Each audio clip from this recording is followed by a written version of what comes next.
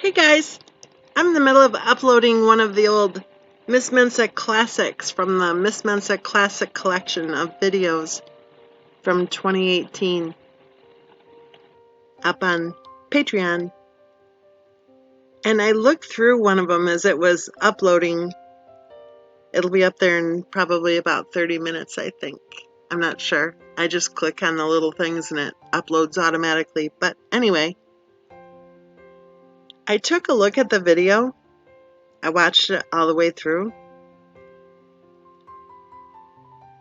And I know that almost 3 years have passed since the tragedy occurred, but I'll tell you something, I'm still as shocked as ever as I was back in 2018 when I learned more about, the details of what poor little Bella and Cece suffered through in their short lives. There were hospital visits, there were hospital stays, there were 4-hour appointments with specialists, and then a very happy mother saying, "On to the next specialist," with little happy faces. There were claims by Shannon Watts that Bella had diarrhea for 15 days straight and that she was sick for the entire month.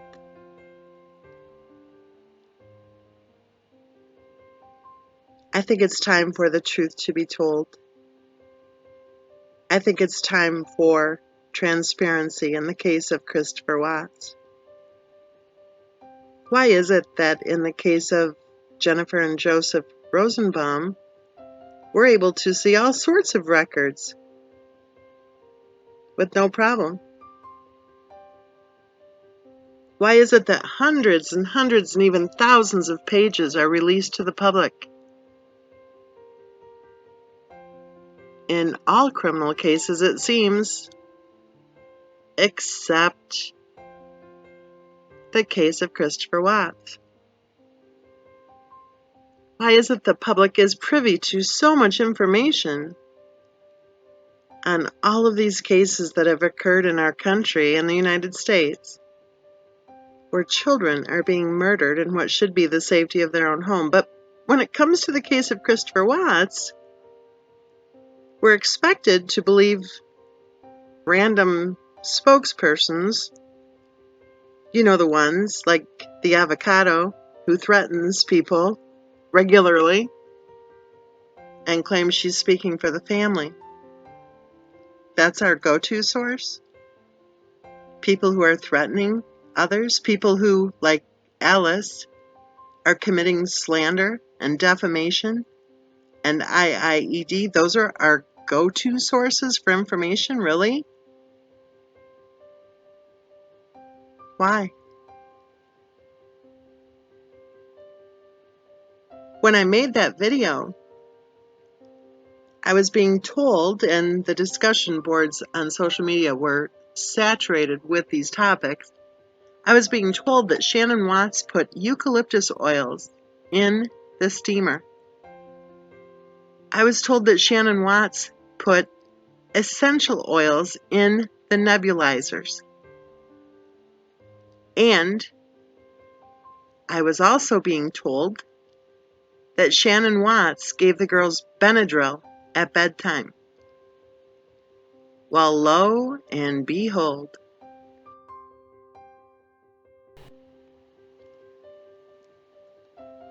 Cindy Watts called out of the blue. And Cindy Watts confirmed that it was true that Shannon Watts insisted that the girls have Benadryl at bedtime. In fact, when Cindy called me, she said she still had the unused portion of the Benadryl in her kitchen cupboard from when Shannon and the girls stayed at her house. And she had taken her to Walmart. Cindy elaborated and said it wasn't just Benadryl. It was Benadryl and Tylenol at bedtime. And like two little birdies, Bella and Cece used to tilt their heads back and hold their mouths wide open when they saw their mother walking toward them with a syringe in her hand.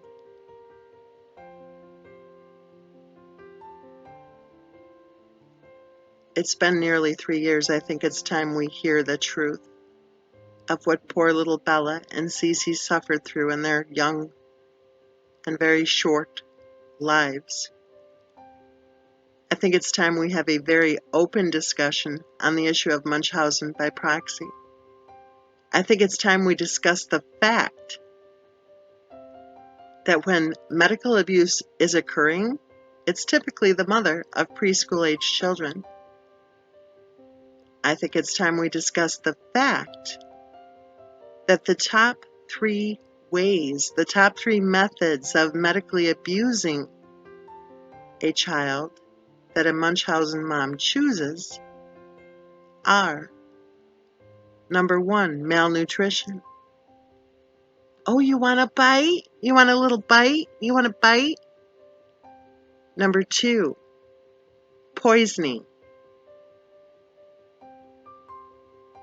I think we just covered that.